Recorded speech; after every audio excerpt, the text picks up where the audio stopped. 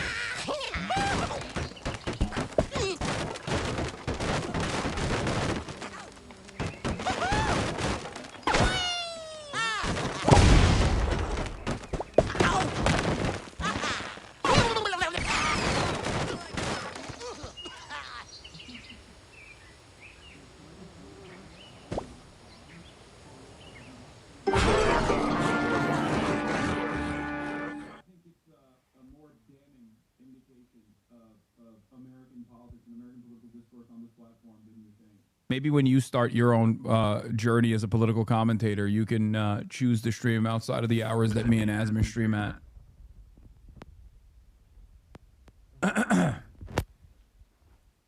You're right. People love Asmin and Hassan. The overlap is insane. So anyway, that's what I mean. Everyone understands it. Everyone understands like how fucking insane the format is. So of course, in this format, like there's gonna be kinks. There's gonna be issues. But I try to do my very best regardless. There was a TikTok comment on one of your videos saying how they didn't get why you would yell all the time until they actually tune into your broadcast frequently. And after 3 years, they are surprised how calm you are and how you don't yell even more often. Yeah.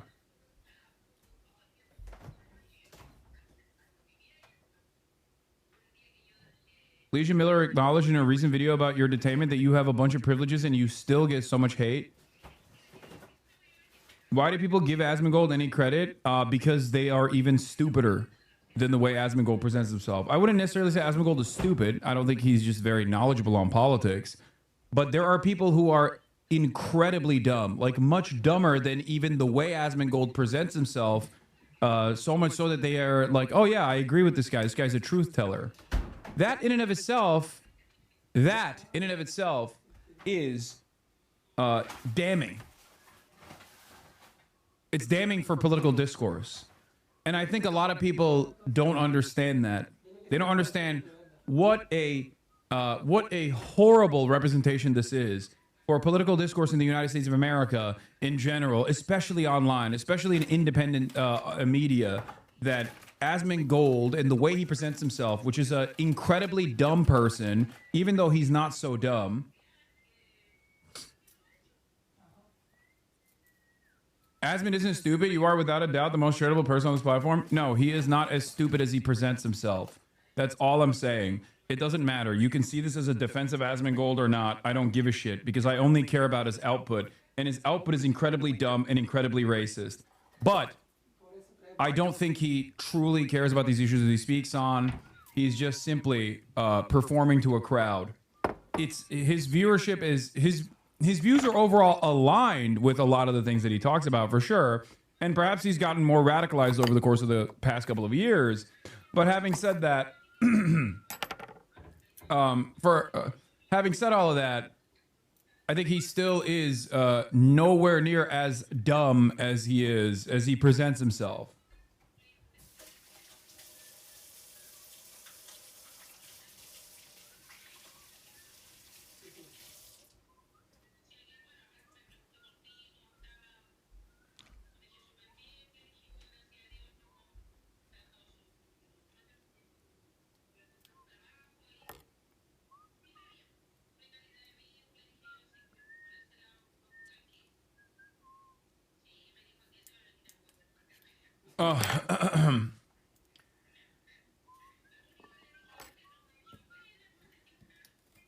So Tim Pool, I think, is dumber than even Asmongold. Tim Pool doesn't just present himself as as a dumb person. I think he legitimately is a dumb person. Like, he's a bad person and he's dumb. Asmongold, I think, is bad and grifting, but not as dumb as Tim Pool is. That's what I believe.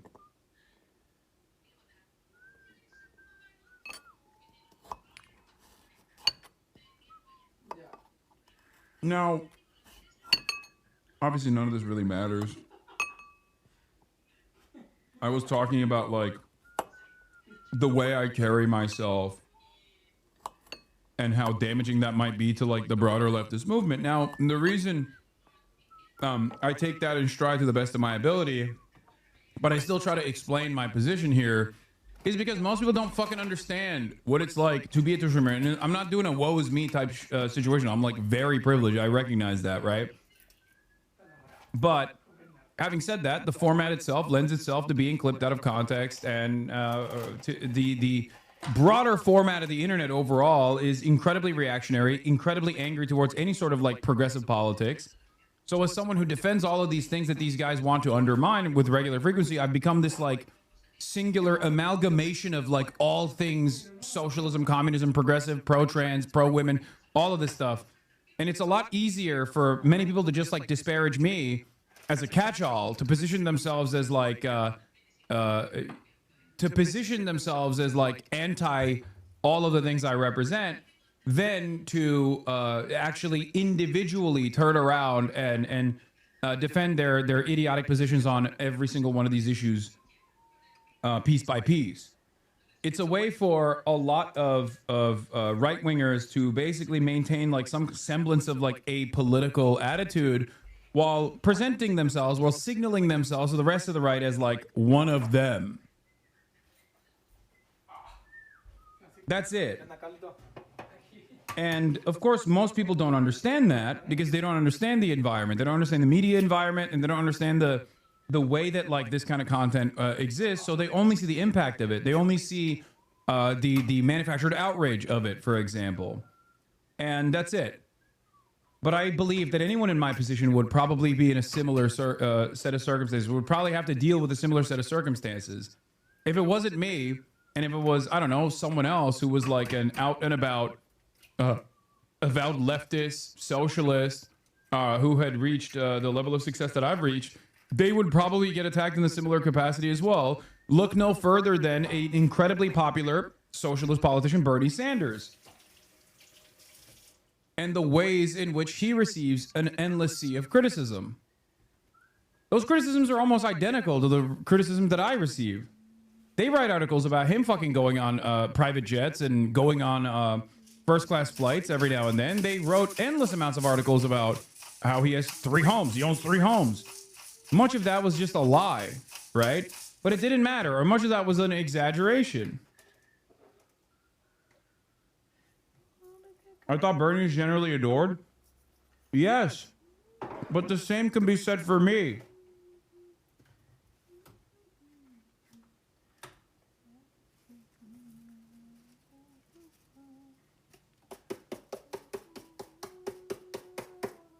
Do you not understand?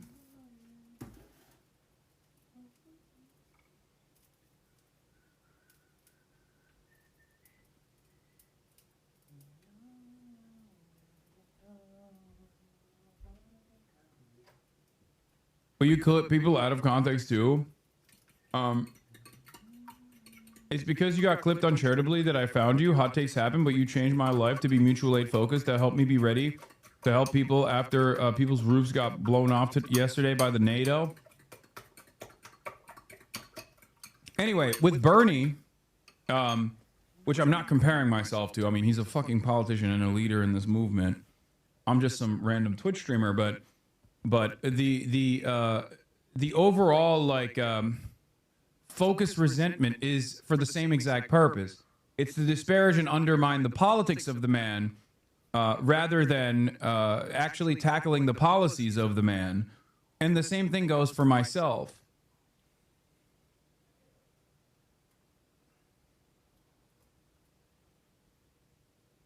Do you see what I mean?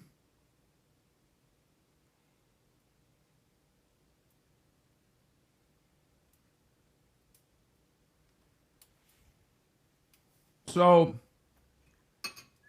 like I said, it's just people don't understand why there's so much heated discourse in this, and what are the motivating reasons for said heated discourse, and they only see the end of the heated discourse. They see the impact of said heated discourse, and then they go, "Oh, why did you say this thing that pissed a lot of people off? Don't you feel like it's unproductive to piss a lot of people off?" And to which, it's going to be really hard for me to explain like the dynamic of online content creation and whatnot, but here it is. Let's watch. Okay. Part, if we're going to be super serious about it, like I'm talking for 8 to 10 hours. Sometimes, you know, tensions get high, and I get emotional. I'm very passionate, and I say things that can be very easily misconstrued, right? Even the 9/11 quote is something that is virtually not even a point of contention in academic literature if you discuss it as a point of blowback. Like, if you meddle in the affairs of the world, inevitably the very same people that you propped up as brave mujahideen that were anti-Soviet warriors on the road to peace. That was the way that Osama bin Laden was featured in, I believe, 1993 on a famous Independent article. Yeah, those guys are going to inevitably be like, I'm going to use the training and the guns you gave me against you. And that was what I was talking about in that situation, but did not communicate it in the best ways possible. And especially with the clickbait culture that we now have, whenever I talk about complex, nuanced, and dense geopolitical issues. Okay, never mind. I kind of cooked. I take it back. I was too harsh on myself. Oh, that boy was cooking. Low key, but high key. I mean, I basically explained everything I was telling you guys just now. You can always make it, you can always cut it in a way where you can make it seem like I'm saying the exact opposite thing that I'm actually saying. But I think ultimately, the way I feel about it is like I would rather still maintain somewhat of a humorous nature, even if it's like gallows humor. Not saying that about the 9/11 thing, but just in general, you know, instances where I've like been clipped out of context or been taken seriously when I'm very obviously joking. I don't believe Crimea belongs to Turkey. Like in moments like that, I would rather continue doing my coverage in the way that I'm doing it and not succumb to the naysayers and people who wish to try to stop me and smear me and cynically clip me out of context in an effort to try and censor me. I'd much rather continue doing it the way that I'm doing it, because I feel like it'd be very boring. There are a million content creators out there who engage in the subject, in the dense subject matter, with the academic tone that it deserves, right? I'm trying to make things more entertaining. I'm trying to make things more appealing, and I'm trying to educate people while also, sometimes making them laugh or entertaining them. So that's my that's my primary focus. And if things get misconstrued along the way, then it is what it is. There's not really much I can do about it. So that was the last question. Thank you so much for coming. Everyone just please remain seated while my guest and I leave. But that's Hassan Piker. Thank you so much. Thank you. It was a pleasure. Thank you.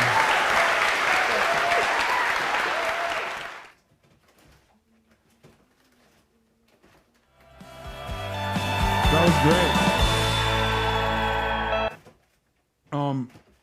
I think I did a pretty decent job with my speech too. But unfortunately, we don't have that yet. But that's coming out soon, so fear not.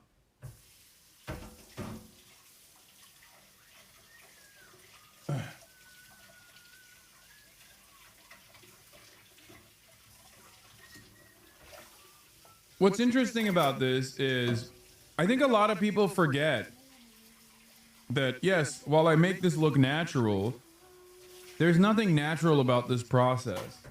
Okay?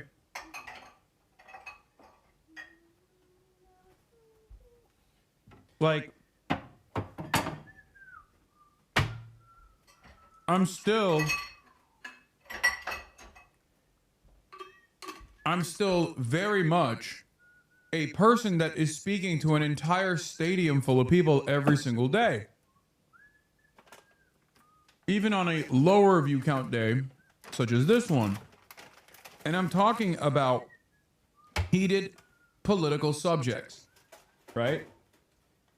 Things that people get very passionate about, things that people have a tremendous amount of conviction over when they're speaking about this stuff. And I think it's always interesting whenever people will come in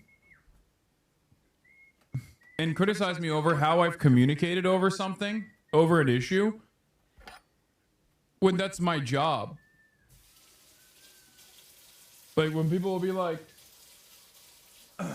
excuse me, when you say like Israel has done 1 million October 7th,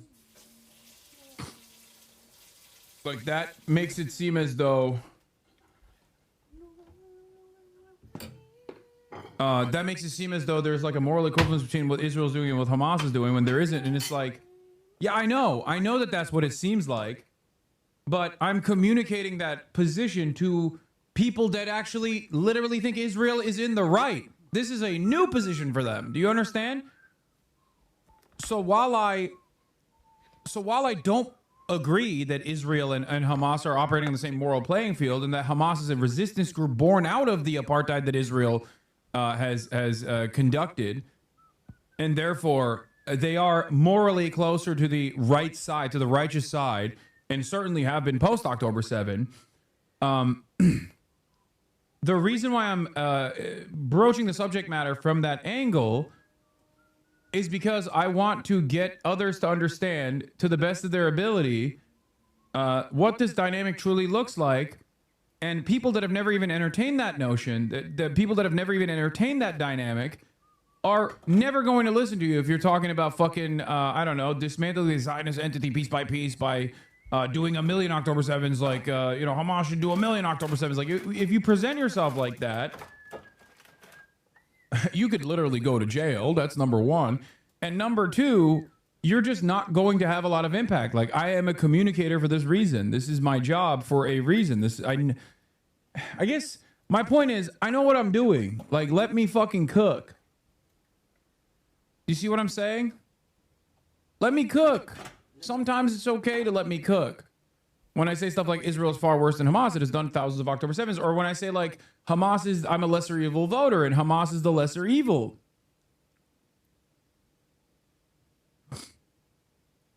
This is a major disagreement that I have with Bad Empanada, regardless of our converging goals, right?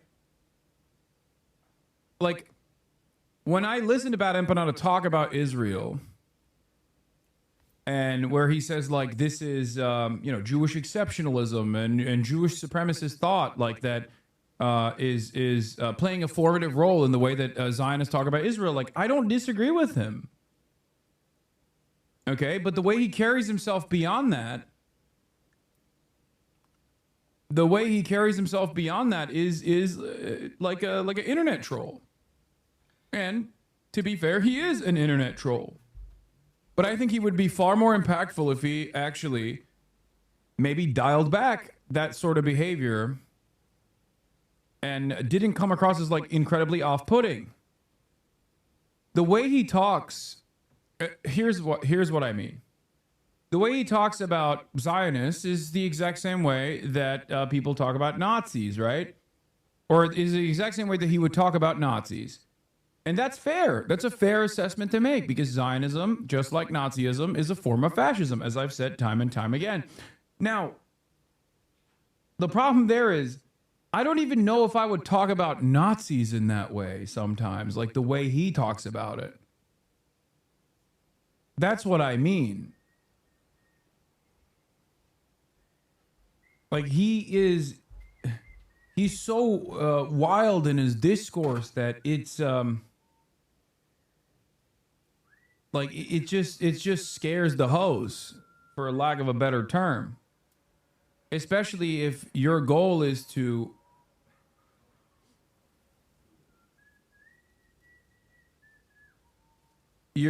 for lack of a better term, I said you scare the hose, but like if your overarching goal is to detangle social conditioning that people are taking for granted, which is my goal, you're gonna have to be a little bit more careful in the way that you fucking talk about certain things. What are you talking about? Why wouldn't you talk about the Nazi like that? No, you don't understand what I'm saying. Like, for example, I would not call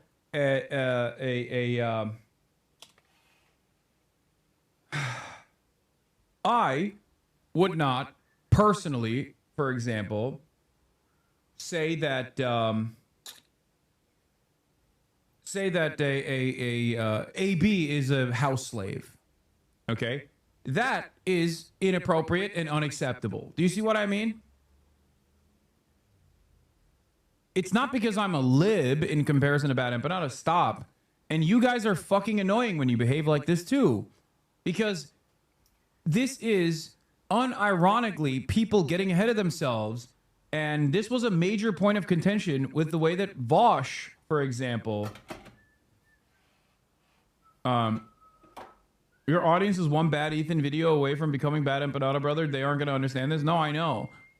And what's really fucking annoying is like, you guys do behave like Vosh fans a little bit. Like when Vosh was, Vosh had this like moral conviction against like, black content creators that are talking about like Pan-African nationalism or whatever. He would use a lot of terminology. Now, not making a moral equivalence here to what like AB does or whatever. I'm simply saying that like, there is a more delicate way of handling these sorts of things, and I think you're wasting all of your incredible talent in fucking writing fantastic, well-researched, academic-focused video essays by behaving like you're a fucking Kiwi Farms operator. You know what I mean?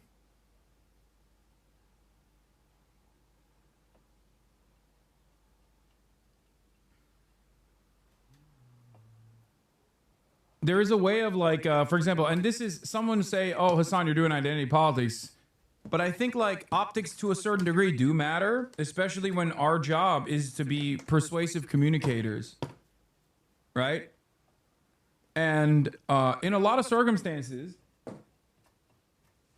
in spite of my best attempts, as I've talked about already, in spite of my best attempts, and for the record, I'm not even saying like cancel Bad Empanada for saying what he said about AB or whatever. I'm simply telling you that like, behaving this way, unfortunately, I think limits your impact, and it is. And I don't try to behave this way, and I work hard not to behave this way, and yet I still get fucking yelled at all the time as the largest leftist figure out there.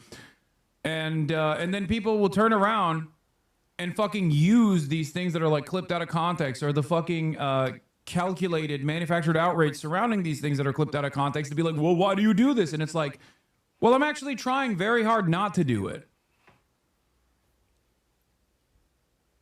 I am sorry, Hassan, not all your audience are Westerners. Bad Empanada is not catering to Western dem socks. Please leave us alone. No, I understand. I understand. He's engaging in a cathartic language for I guess third world MLs, but I don't think that's the case. You're crying about it and adding to the dogpile people who just call Bad Empanada insane and unhinged when it's obvious he's just not sugarcoating shit. No, dude, I'm not fucking sugarcoating shit. He takes it one step further. That's all I'm saying.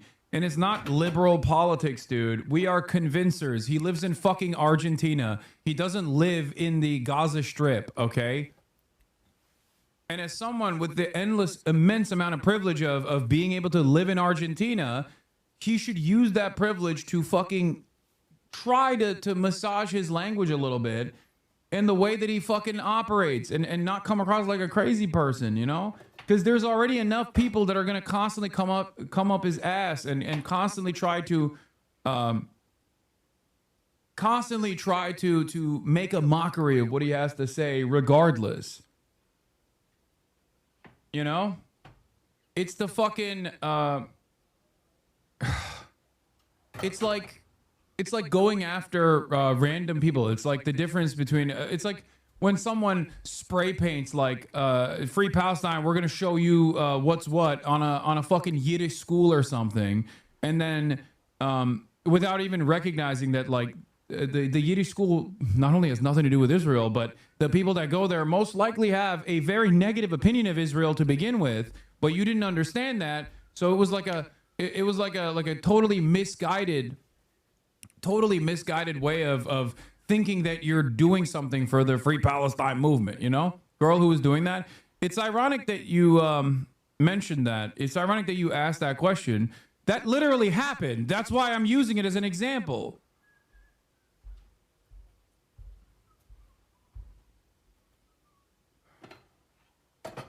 Now, that's not what I'm saying Bad Empanada is doing. That's not what I'm saying that Bad Empanada is doing at all. Bad Empanada would never actually make a fucking mistake like that. But the issue is, he's the one only addressing Jewish exceptionalism and Palestinian emancipation discourse. That's not true. That's not true at all, because I talk about that shit too. I say Zionism is a Jewish supremacist, like ethno-religious supremacist fascist ideology, but there is a issue when you are trying to make an argument in the Western world. There's an issue when you're trying to conduct an argument for Westerners. It's like saying, fuck the Israelism documentary. Every single person that participated with the Israelism documentary should suck my dick because they're Jewish exceptionalists. No, of course it's important to fucking try to fight back against multiple billions of dollars of goddamn propaganda. You have to forcibly claw back a lot of otherwise kind-hearted people that have fucking fallen into the throes of Nazi propaganda. I do this for every other ideology. I even do this for fucking Nazis.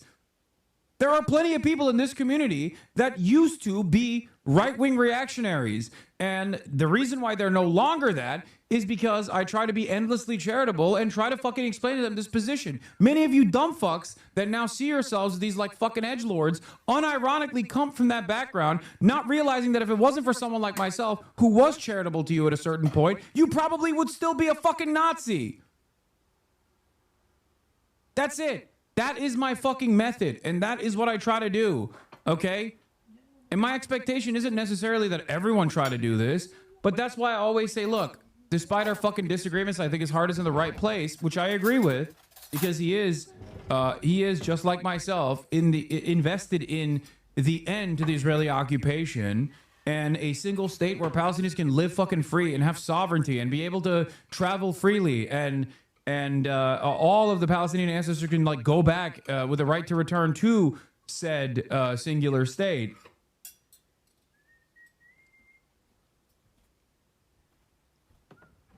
Like, this is the issue. Look. This is what I mean. Dude, what are you talking about? Just stop. What are you talking about? You wouldn't talk about the Nazis in that way. They are Nazis. A good Nazi is a dead one. Shut up. You are an agoraphobic little freak. You can't even entertain having a conversation with your goddamn Uber driver, and you're over here talking about how you're gonna fucking execute Nazis. In the spaces that we're in currently, there are a lot of fucking reactionary people, and yes, you don't have to hand it to them. You don't have to agree with them, and you should put your fucking foot down in terms of what kind of discourse is fucking appropriate or permissible. But at the end of the day, you also need to be as understanding as possible or as charitable as possible to fucking untangle the propaganda that has caused these people to be fucking Nazis. I don't see you motherfuckers firebombing forward operating bases, okay? I see all of you just writing online. That's it. That's my point, okay? My point is, we are all living in the heart of empire. We're living in the fucking imperial core, and obviously one of the most effective things I can do is to try and use that position of profound privilege that I have to try to make this convincing case to as many people as possible, understanding that they are all at a certain point, just like myself, just like everyone in this fucking community, victims to their social conditioning. That's it.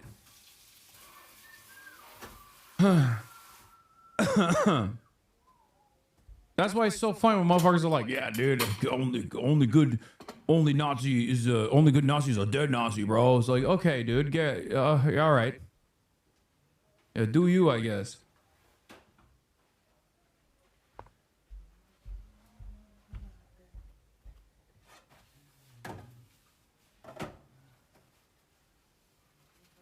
Stop saying Nazi to everything you don't like, not specific enough. I don't like how you use the term Nazis for real. I don't think it's not specific enough. Man, shut up. It's a catch-all term for fascist politics. If you got a fucking issue with that, then you can, again, suck my dick.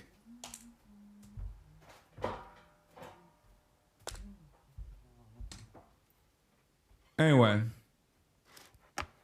We need more empanadas. Overton window is shifted too far. The left and the right should be Stalinist versus Maoist.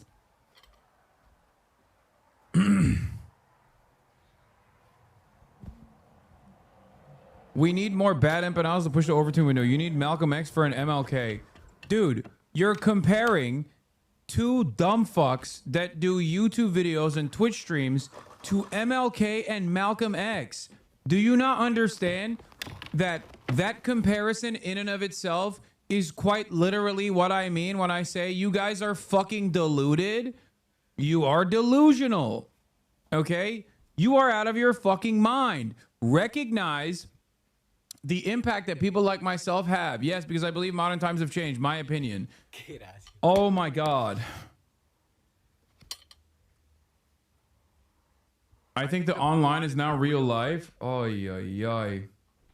You're the one who started talking about CCs, bro. A lot of you are unironically a little bit too online, and you need to recalibrate back to normal circumstances, please.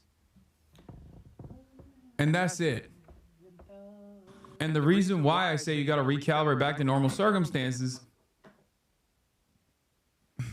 but which, by the way, I'm not even saying like bad empanadas